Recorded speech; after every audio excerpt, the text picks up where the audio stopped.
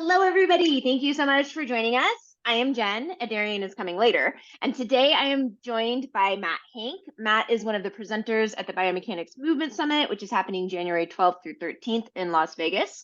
Matt is the head of sports performance and kinesiology at Santa Monica College.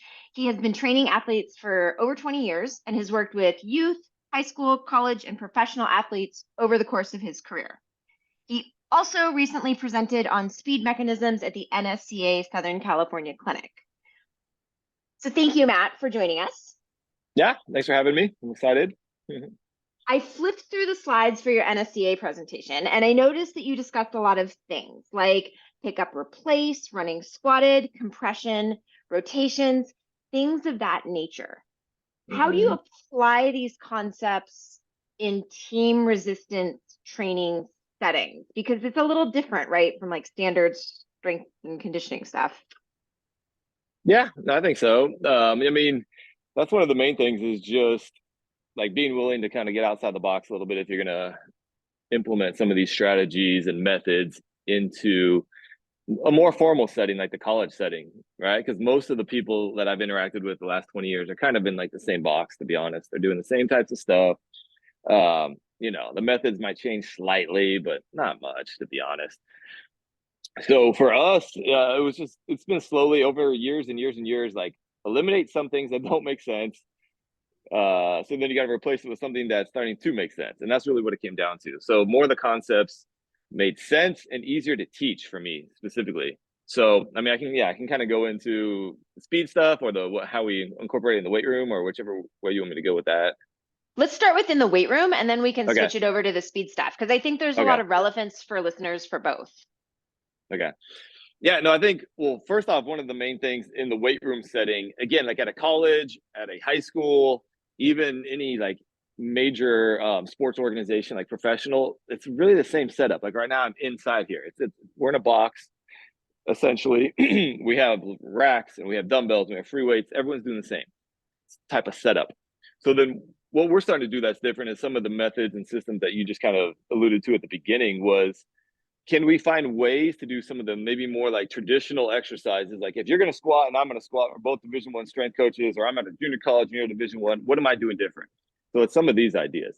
So like, for example, getting more specific now, like we're going to do things like how fast can we drop? How quick can we get down where other people, when they're doing squats, are like, hey, how much weight can we put on the bar? How how much weight can we lift concentrically upward?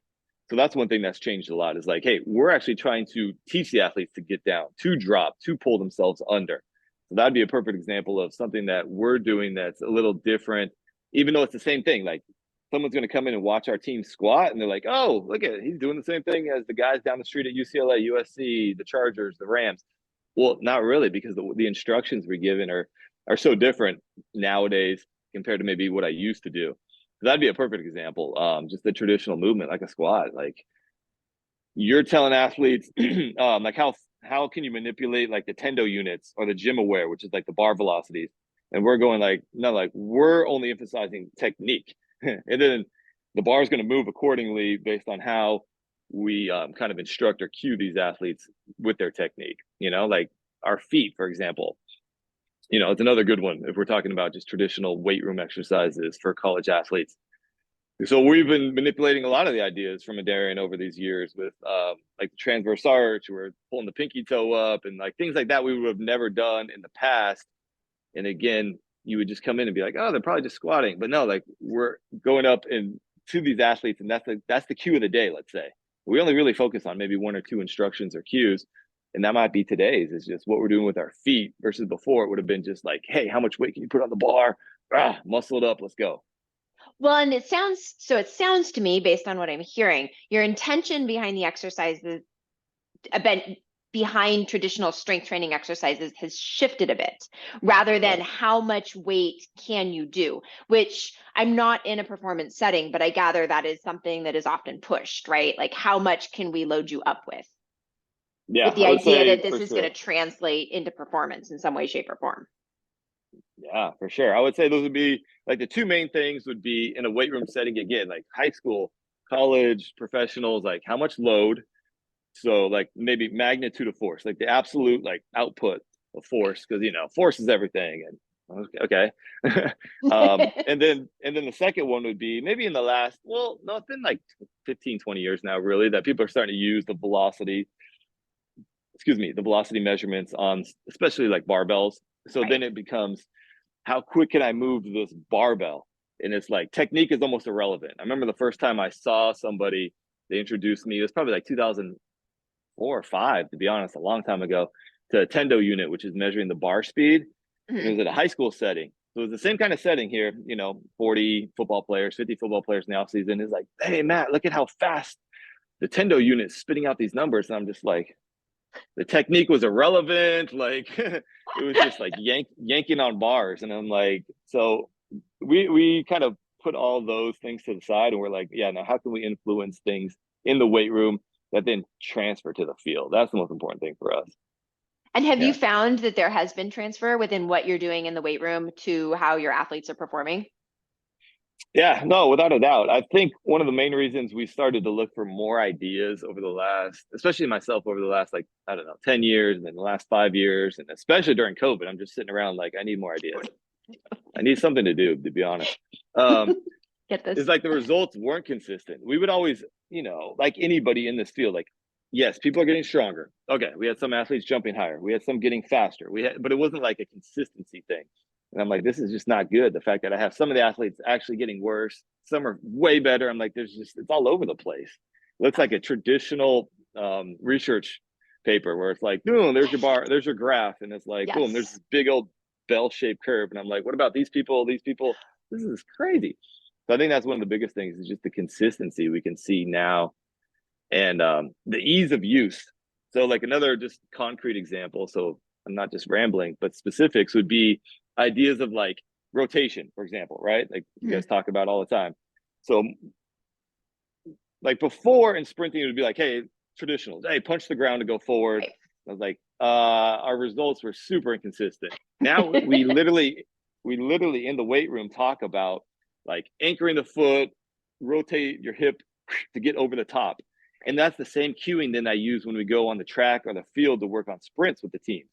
So that's the biggest thing I wanted to say is like the transfer from weight room to the field or it's the court, depending what team it Right. is so easy now because I'm using the same language. Like I'm not even changing it at all. And in fact, I'm not doing a technical model of speed training like with our volleyball or basketball team. And both those teams, the results this offseason, they improved dramatically. And it was some of these things. I'm just working on, hey, can you actually anchor your foot in the ground and kind of create that friction to get over the top? And you know how your hip is supposed to actually kind of rotate you. Hey, your shin drops. So then we're working on shin angle change. Then we're working on a rotation component. And then we go out to do sprints. And I'm not working technical models. I'm just saying, hey, remember we did these exercises in the weight room where you had to get your shin down, you had to stay low, you had to come over the top. And then those are the only kind of cues that I need when I'm doing sprinting nowadays, more or less. Which, from an athlete's perspective, or any sort of person who's trying to gain some sort of skill acquisition, that's incredibly helpful to have consistent language because then you know to what the coach is referring, right? Yeah, no, I think so, especially compared to maybe like traditional, again, weight room setting. And when I say that, it's because I've been in the clinics for the last 20 years. I ran the I Totally. ran the I ran the clinics for 8 years on the West Coast. So like Olympic weightlifting is huge in this type of setting. But what people are teaching, this what I used to teach too, is just barbell technique. And then it Yeah. was like, oh, somehow it's going to transfer to the field for our football players, soccer players. But now I'm like, no, no, no. I'm only going to talk about these like mechanisms, right? Like the same kind of Right. word, these sort of mechanisms that do transfer. I'm not going to talk about how to make somebody a great Olympic weightlifter because that's irrelevant. We might Yeah. use a method of, we don't really much anymore, to be honest, but I could use some of the weightlifting methods, but then I'm only going to use the cueing and the strategies and training the mechanisms actually I can then speak about on the field when we do our sprints, when we do change of direction, that sort of thing. Mm-hmm. And and do you find the athletes naturally get stronger using these types of techniques? Yeah, and in the strength part, I like almost don't care as much anymore, to be Yeah. honest. So I'm not even sure to answer your question as much. There are definitely teams that we do some traditional strength training with, and we have a good setup where, like, even my assistant Nick, who Adarian knows pretty well too, he does more of the strength work with like football and men's basketball, and then I do more of all this stuff, to be honest. But Yeah. like the voodoo, they kind of, it used to be like the voodoo stuff, but now it's Totally. it's completely accepted. They know like, hey, they're gonna come into the weight room and there's gonna be bricks on the ground, and they just know. They start taking the shoes off and they get on the bricks. I don't even have to like tell them, Yeah. you know.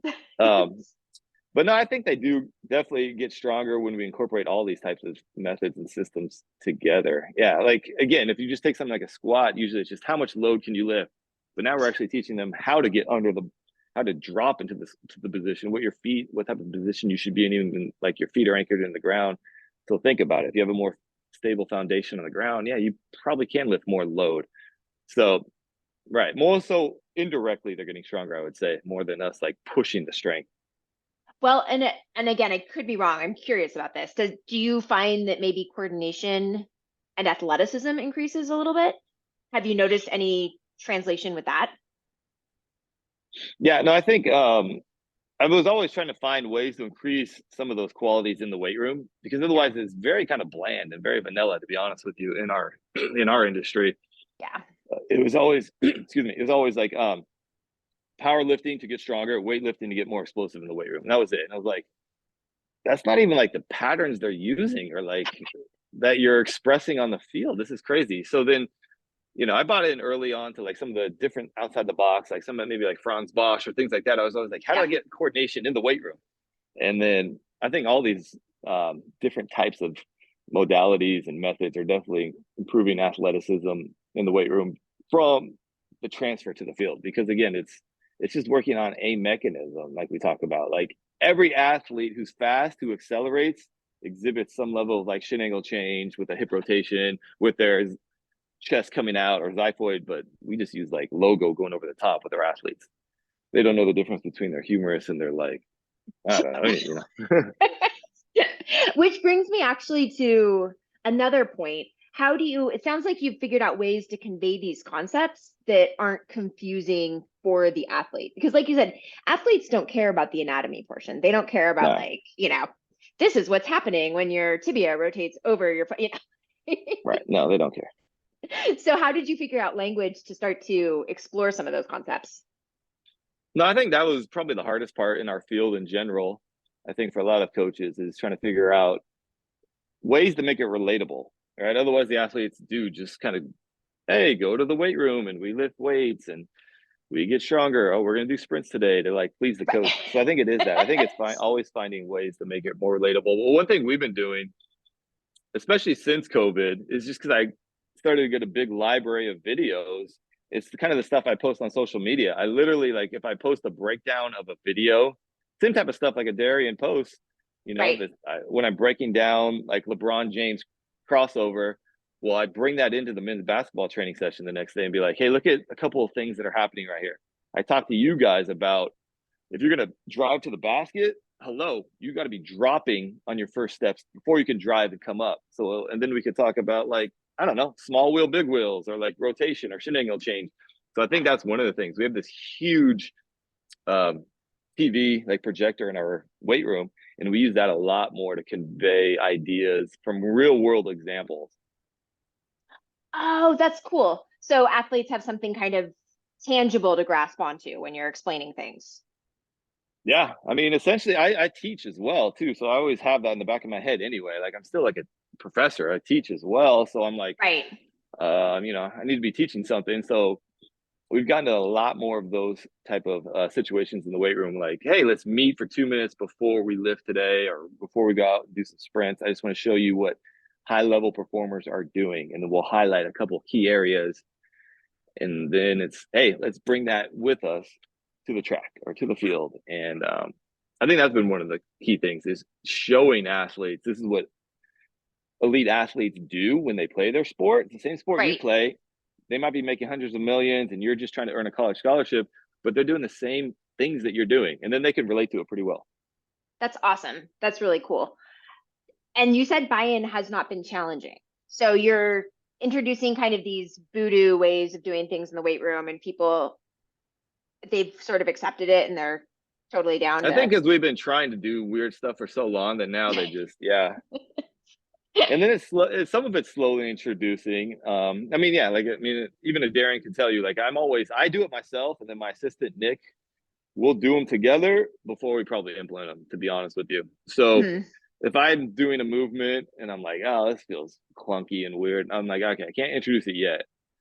So that's always, yeah. So that's always my rule, anyways. Like when the athletes come in, I'm like, you like a 19-year-old specimen. I'm like, you're clearly more athletic than I am at my age, but I'm going to do this better than you before I implement it. Which I think is really cool. And that's one of the things that Darian, I've heard him in clinics, he tells the coaches, he's like, you guys have to be able to do this. Yeah. Like you can't, if you can't demonstrate it, there's no way you're going to be able to explain it. No, 100%. Yeah. I mean, we've gone back and forth with some people that are prominent in our field here, and we'll kind of, him and I will joke around with each other because it's like, this person's presenting this amazing research on this topic, and they literally have never even done the movement before. It's like, how are you gonna, how are you gonna tell us to only do A skips and B skips, yet you don't even sprint? You don't even sprint. You don't like, not alone, you don't do A and B skips. You actually don't even sprint, or you don't even lift weights in, or whatever the thing is. So it's hilarious to me. I Yeah, must have got here at the totally. right time. Yeah, I think you did. Hello, People Darian. that, yeah, people that Man, I never saw preach getting but on don't. Zoom before. What's up? You never been on Zoom? No, it kept asking for a passcode. It's like Oh, passcode. It's the ring. It's in the link I pressed. yeah. Zoom got crazy. Zoom's being weird. We were talking about people that tell you to do something but can't actually demonstrate it. Oh, hey, yeah, that's like me trying to tell somebody how to do a 1.5 twist. Never done it. Can't do it. Hey, but look, stand there. I want you to tilt your head this way. I want you, and here's a bunch of exercises to do to try to get you to do this. Okay, good. Yeah. Doesn't go so I well. mean, anything in life. Oh, I'm gonna tell you how to bake this recipe. I've never even been in a kitchen before. Like, I'm not gonna eat your recipe. I'm not gonna eat that. That's disgusting. Hey, I think every culture has one of those persons, that goes, hey, let me show you how to do that. Let me show you how to do that. I can show you how to do that. And you're like, but that's like I said, that's like the commercial from Holiday Inn Express, where the guy is in a nuclear lab and the thing is, it's the alarms are going off and everything.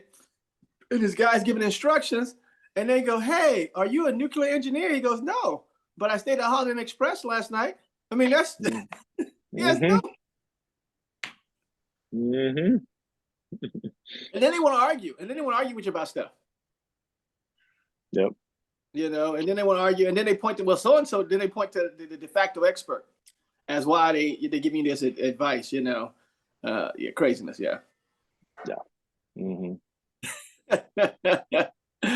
So what did I miss? So you guys talked about that. One of the questions I always ask Matt is this here. Because Matt's been doing some cool stuff and everything. And he's taking stuff, from and he's showing people what he's showing people is over the years. This is what I used to do. This is what I do now. This is my growth. This is all the things I've learned. Da da da da da da. And yeah, I'm thinking like, how nobody calls him up and say, "Hey, Matt, can you help me out?" Like I'm trying to figure out like I'm thinking like his phone should be blowing up all day long. Like he should ring. He's in the business. He's at a school. He's working with a variety of athletes. And yet no rings. Hey, it makes it easier when I just, get to ride my bike at the beach every Friday. And I got the work-life balance. Nobody wants to interrupt it, I guess. I'm like, that's hey, kids happy, wives happy, it all works out. Yeah, I'm like, all right, that's cool. I mean, people definitely question it, but yeah, like you said, they're not. People are still just scared to do new stuff. They don't. It's slow to introduce. Like, I mean, like, as like, wow, people are now buying into like what your shin can drop and there's a change to the angle. That's like a big leap for people. Like, all right, I think I'm gonna now buy into his that concept that the shin is here and it drops. I'm gonna now buy into it. It's like, what? So I mean, well, what's funny is people thought I made that up. People literally thought I made that up. I'm thinking like, you can see it on the videos, you know. And I think I did my first post on that back in like 2011. So you're talking about almost, 12, 13 years ago. I did my first post on that. And and at that point in time, I was at a community college. And we had one of the fastest guys at community college, and I think at that point in time, he was running, 10, 10, 10, 12, so legit, people say, you don't work with nobody. Yeah, whatever. And so I was watching like, why is it, because I'm looking at this, why is this dude so fast? And that's one of the things you see when you're in blocks. That thing drops, he's gone, everybody's still trying to get there or don't get there at all. And then I looked at Asafo Powell, did some video of Asafo Powell, Mike Rogers, and I'm watching like, oh, they can't go nowhere until it goes here. And then you know what people said? Well, how about we just eliminate that altogether? That's just wasted time. Like, why y'all keep coming with this wasted? If that was the case, all these guys would just set theirs at that position and go. But you got to move, and that's what we keep talking about. You have to move through these certain positions. And everybody's so used to looking at a dynamic or static picture, they think, well, I just want to hit this position. So why can't I just hit this position and call it good? No, what happened before? What happened after? And all, the mechanism. So that's always the funny part too, when people think like, nah, dude, this has been. So yeah. Or how about Matt and I always talk about too is like we talk about false steps and other things like that, where people do the same thing. That's a bad movement. And we'll talk about, like, you trying to tell me all these professional athletes with all this money have never fixed this problem. Yeah. Or what's even worse, I mean, I went to a couple of football clinics, big time football clinics this last winter, and I probably saw 30 hours of presentations. And I was one of the only non-football guys there, even though I train football guys, but I'm the strength coach. I'm not the football coach. And I would say out of like the 30 presentations, at one point, every position coach, like I saw a linebacker presentation, I saw a receiver, a DB presentation, I saw them all, running back presentation, et cetera, et cetera. They talked about false step and, we got to eliminate the false step. And then they would show the clip of a high-level athlete, like a 5-star D1 athlete, false step to go. And I'd be in the back just laughing, like, you guys are all telling us as coaches, like, hey, we got to eliminate, like a prominent big-time coaches too, like, and they would be like, no, our linebackers never false step. And they would put the video up and I would just be sitting in the back. Okay, what is that? What is that? What is that? This guy's all exchanging his feet and picking his feet up to go. And this guy's punching, he's actually picking his foot up and step back as he's coming over the top. And I'm like, call it what you want, but it's not doing what you're saying. But that's the interesting part too, is that nobody will raise their hand and go, hey, wait. That's the funny part is or even afterwards, get a beer with the guy, say, hey man, I was watching your video today, and I know it's a lot of false steps when you said don't do it. So, what's right. So but yeah, that happened a long time ago. I was at a USA level 2 track and field thing. And it's one of those things where same thing, the guy is putting on video. Dog touch time. The guy's putting on video about penultimate step and about how everybody penultimate steps. And he shows like 5 videos and nobody did it. Thinking like, this is not going well. And then, but he actually admitted, he goes, you know what? Nobody did a penultimate step. I'm thinking like, you never watched these videos? Like, this is your first time. Yeah. I think that's what they're missing sometimes. Deep analysis of just watching the live video or breaking it down where it's slow-mo technically then at that point, yeah. So, yeah. Well, I mean, even that, because I seen, like I said, you've been breaking down videos and stuff like that. What are people saying to your videos that you're breaking down? Like what are they saying? Is anybody saying anything? Not anymore. I mean, originally, yeah, they would, everyone wants to question everything and, that can't be it. And really? Or why is this, a lot of people too are like, why is it happening? I'm like, well, this is for you to discover, like, figure it out. If this happens, it's back to the mechanism idea. That was the whole idea. It's like, why is this happening? How is this happening? But nowadays, no, they just, who knows? Maybe they watch it and just, okay. Yeah.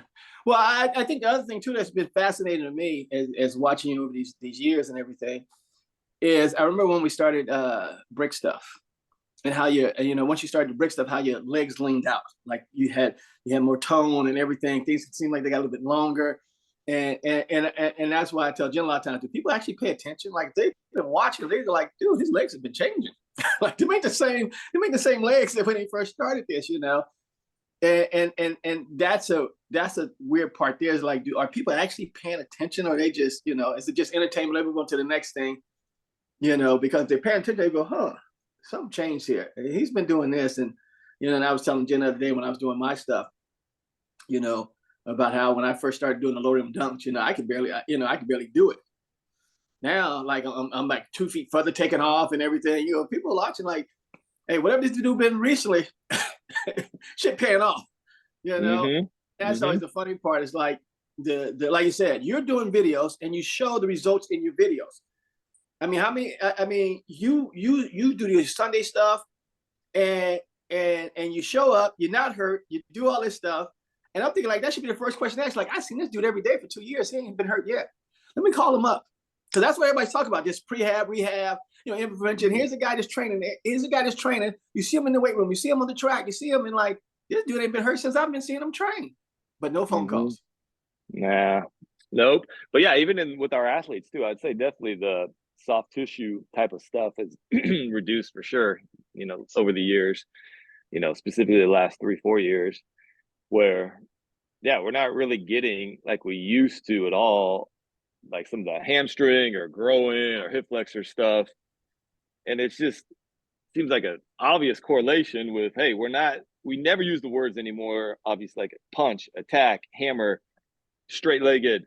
So once you eliminate that whole bucket and category of like instructions, cues, and drills, I tell coaches all the time, and I'm like, if you just did that, that's what we did at first. Like, Nick and I would like kind of pilot it. Like, all we're going to do is eliminate those words, less injuries. Huh. Okay. Now we're making them stay squatted as well. Less injuries. Huh. Now we're, like pick it up, replace it, don't punch it, less injuries. It's like, it's not rocket science, people, but they just don't buy into it. Some of the other coaches out there. And that right there should be a research paper. That would be like a longitudinal study of the Santa Monica Strength and Conditioning Program. No, seriously, yeah. So yeah, well, I mean, especially when people claim what they claim. When people are claiming we're trying to prevent injuries, we want to reduce injuries, we want to they claiming all this stuff. But here's an example of this is what we done. But yet, like I said, no phone calls, ring. But hey, if he had his guys lifting 200-pound kettlebells, it's gonna be ringing all day. Yeah, that's what we kind of started talking about first, Jen and I. We were talking about the industry that I grew up in, which is kind of formal, like strength and conditioning at, say, the high school, college, pro setting is all about the load you're lifting, or maybe in the last 20 years, also putting the tendo units and things like that to measure bar velocity. So it's either the magnitude of load or just the bar output for speed. And that's all they really care about in the weight room. And that's it. As long as those two things improve, hey, they'll get paid their money in the weight room as a strength coach. Yeah. It's crazy. Yeah. And they're making big money now. I mean, you figure somebody at the college level, I mean, they're making what, $1 million plus, making millions, 750. I mean, and I always say, like, what is so different about the Alabama strength and conditioning program versus the Iowa State program or the Fairleigh Dickinson program? I mean, everybody has access to the same stuff, same weights, same. I mean, there's no lifting program out there that nobody doesn't know how to bench press. And like I said, they're doing the same heavy stuff and everything. So you go, what really is the difference? I don't think nobody's never really looked into it like that. Like, what? I mean, even at the NFL level, all these coaches got the same stuff. You got these players, you got these top tier athletes, and yet, somebody said, well, they were faster than us, they were stronger than us. Why? If all you guys, I just don't get it. Mm-hmm. Yeah, no, that's what we were kind of talking about. Is the difference? If somebody just came in our weight room now, they would, be like, hey, he's doing maybe some of the same things we do, and I'm like, well, they're not. Hey, that's a good one right there. When people say, yeah, we're doing the same thing. No, we're not. Mm-hmm. And I don't know why that is, where people are so just casual about it. I don't know why people are so casual about we're doing the same thing without even investigating what you're doing. Right, which is what Matt and I were discussing. Like, the intention behind how he explains like the squat is very different than how a traditional person explains a squat. So Yeah, or even just like power development, as Adarian knows, we use the jammers a lot that are behind us. You can kind of see them. Yeah. So we just started eliminating. Well, I only got 50 minutes to train a team, so I can't be doing Olympic weightlifting and all these other exercises. So I'm like, all right, I'm gonna eliminate some of these things, Olympic weightlifting, and now we're doing the jammer, where I can work on like 3 or 4 different qualities or mechanisms that transfer to just movement on the court or field. Versus the Olympic weightlifting, you just kind of were hoping and praying that it transferred to the field. So that's another good example, like a concrete example of what we're doing is just the ways that we manipulate that machine itself, which tends to allow you to be kind of like in the same types of position where you would accelerate. You would be able to stay low. You could do fall steps. You could do anything you want, really. You could do thigh block. You could do, obviously, it's shin angle change. We could do anything with our feet. We put bricks on the ground. We go ramp up. We go ramp down. We go up leg, down leg. I mean, you could do, that's like 8 things that I just mentioned that we could do with one device that's training explosive power that I don't have the same capabilities to do, like if I'm just doing hang cleans. Right. Right. And can you explain what a jammer is for people that can't see? Yeah, it's just, so on a rack, like on a kind of a traditional rack in a weight room, you have these arms that rotate out. So they go more horizontal based. They kind of go outward and then they pendulum back, and you can load up the weight. And then essentially the weight's going to be manipulated by your hand holding the specific handle, but your hand's not doing the weight. I mean, not doing the movement. That's the tricky part people don't get. It's for us, the hip is we're trying to train. So we're still trying to train the lower body to move the handle. So we're moving this handle through the lower body. That's why it's so profound. Right. I think that's like we was watching. I just put up the video about the cheetah and the greyhound, and the rotational aspect and what makes it the same. And that's it. The cheetah legs move it. The back legs, the hind legs of the cheetah moves it. But the greyhound, the front legs move it.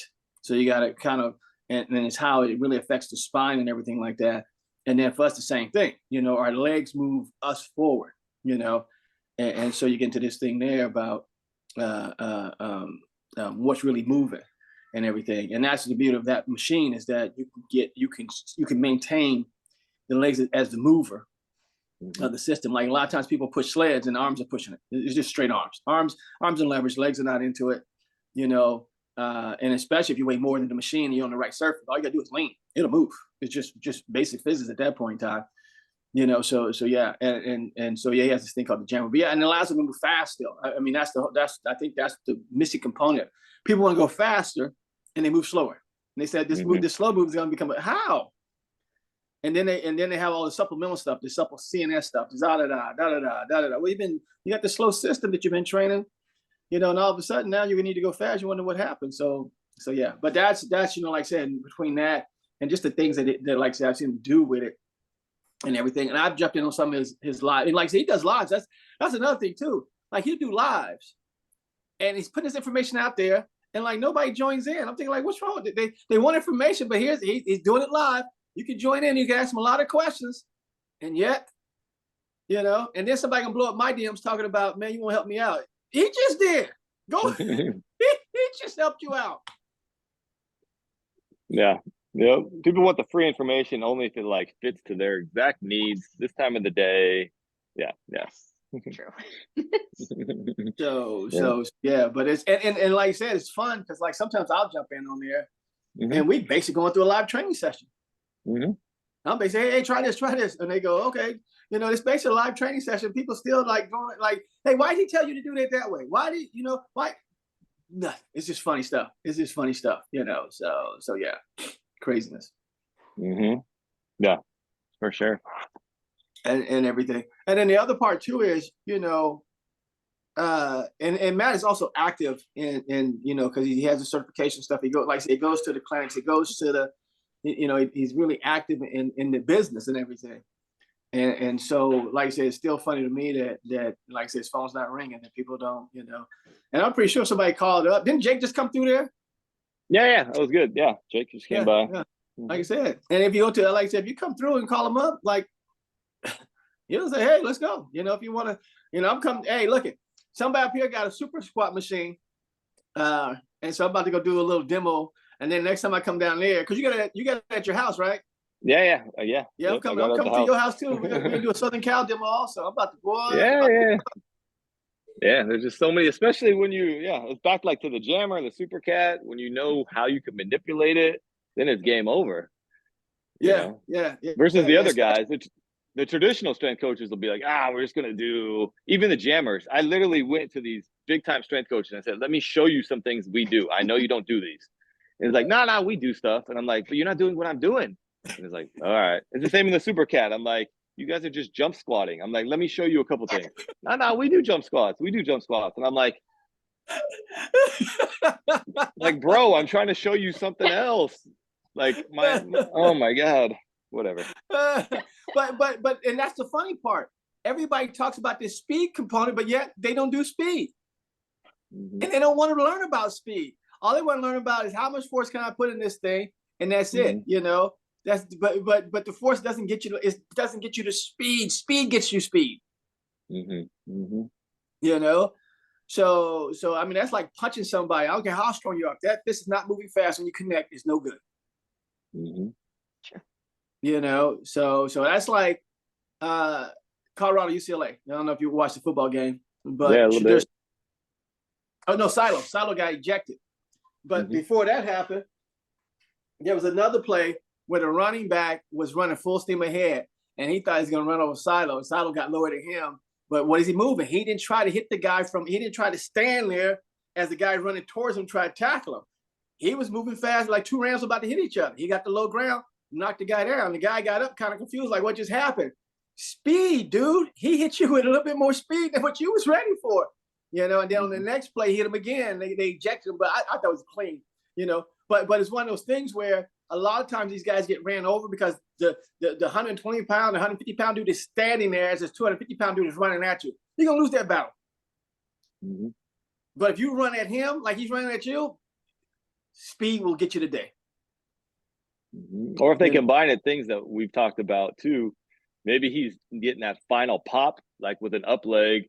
Right. He's just driving him up to heaven, essentially. Like, I'm going to knock you out so hard. I'm like, bah. Or it's the opposite. Or it's the down leg. I'm driving you down to hell. Like, bah. Yeah. One of the two. One of the two. Yeah. Well, I mean, that's another, because you put out those videos too, showing people this up leg, down leg stuff. And if you're trying to tackle a guy on his up leg, it's not going to go well for you. If you catch a guy on his down leg, he's going down because he's already going down. But if you give him a chance to plant the down leg and then hit the up leg, you're not gonna hit that you're gonna bounce off that dude. But once again, here's him showing videos, and that's always the funny part about this is people say evidence based. I don't know what more evidence you need than a video. I remember one guy told me, "Man, your eyes are lying to you." What? yeah. And then he sends me a picture of you know how they send you those funny pictures of what is this? Those graphic illusions, and you go, man, that's an intentional illusion. That's not even, and it's like, no. If I see those two rams butt heads and one falls down, I can pretty much tell you why, and it's not because I'm trying to be biased about something. And that's the other thing we talk about too, the bias in this industry. I don't know if you want to speak to that, the bias about stuff. Yeah, I mean, people are always going to be biased too, especially when there's money involved or jobs involved, right? So, or your literature's involved, which essentially is tied to your job and money. So it's going to come back down to that at some point. Maybe at the lowest level, there's still like a pride thing it comes down to, but yeah, people are always going to be biased to what they do and how they're affiliated with their method or their system. Or, I mean, it's crazy. Yeah. No, even that there, and even, this is really the hot question I wanted to ask today is, can you speak to those that you have, disagreements with, they have changed their ways, but haven't said, hey man, I changed my way? Yeah, I mean, people definitely have changed their ways through the things they're writing and preaching nowadays, which is kind of funny. We always look back on that and like, hey, it can't be this. And all of a sudden a year or two later, oh, it could be this. And There you go. you don't get no note on your birthday saying thanks, man. I appreciate you encouraging me. Nah, I guess they forgot when my birthday is. I don't know. Yeah. No, well, it's kind of like you said though, with like the visual evidence is like, we were talking about this when this big name, prominent name in speed world, uh, American dude, but coach people not in America. And he was saying the only way to be fast and acceleration is your first 5 steps have to be low heel recovery. They have to be. That's the only thing we teach. And then I pulled up his famous athlete and I said, what about this? Here, he hit like, what was it? Like, what did he hit? 6'2" or 3 on the 60 within the 100-meter? Like something like a normal human's not going to hit. And his foot was up by his ass. Like it was literally into his hamstring, his heel. So I said, is that considered low heel recovery? Or am I just making this up? And I screenshot it, circle it, highlight it. It's back to like you said, it's like, hey, I mean, I'm just telling you what I see. The video showed me this. Yeah. Now explain it. Yeah. Oh no, well, he screwed up. And I was like, he screwed up? He literally if my athlete screwed up that bad, I would be the most famous coach in the world because they're all running like 6'3" 60s and I'm like 6'2s or whatever he ran. That was a crazy. Yeah, no, I've been saying that forever. The top athletes don't listen to their coaches because they're not doing, and that's they're not doing what they say they should be doing. And I think a lot of it too is just like we was watching. Jen, I was watching Simone Biles, and I was showing her how she was actually literally punching the ground. And then we watched another top gymnast. Okay, didn't do it as well, but still did it. And then we watched down the road. Okay, they're not doing it at all. And you go, did she just figure this out, or did her coach actually teach her that? And we talk about that too. Like for me, a lot of people I get coaches that call me up and say, hey man, you should be willing to share with me for free. Like, are you crazy? It's a business, dude. Mm-hmm. It's a business. Why don't we help you make more money for free? Mm-hmm. Mm-hmm. It's a strange phenomenon out there and everything. So yeah. So now in Vegas, what can people expect from you in Las Vegas? I mean, really, these types of ideas, like exploring how we can use some of these newer strategies in a traditional weight room. But you can do it, like for us, it's team setting. So I'm always telling people the context. Like for me, I'm in a team setting. That's how I get paid. I'm in a group atmosphere with athletes, but I still train one-on-one athletes, and we're doing the same types of implementation of the systems with individual athletes in my garage gym, or if it's here at the college. But it's still like a little outside the box of the traditional, how we get athletes stronger and faster. So I think that's the biggest thing is like what we're doing now to get athletes stronger and faster in the group setting, but it doesn't matter, individual group, same thing, to be honest. How we can incorporate these mechanisms into maybe some traditional drills, but also some new ones. Like I said, we've eliminated things, but if I eliminate it, I have to put probably something else in. Right. So how are we getting hip rotation? Well, we're doing these drills now. How are we working on, lower leg and foot mechanics? Well, we're doing these types of drills now, that sort of thing. Right.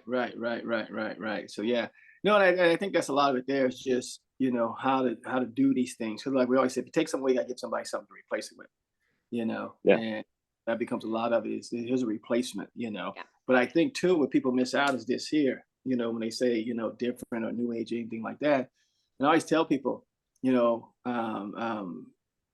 force application is force application. But and this is how he's decided to do the force application. It's how I decided. I think it's better to rotate into the ground to create force application than move away from the ground. So it's not like he invented a new word for force application. Just like, no, it's just gonna, look what we're getting. And then, like we said, what do you think that guy's doing when he's trying to tackle somebody? He's lowering himself into the ground. He's not standing up away from the ground.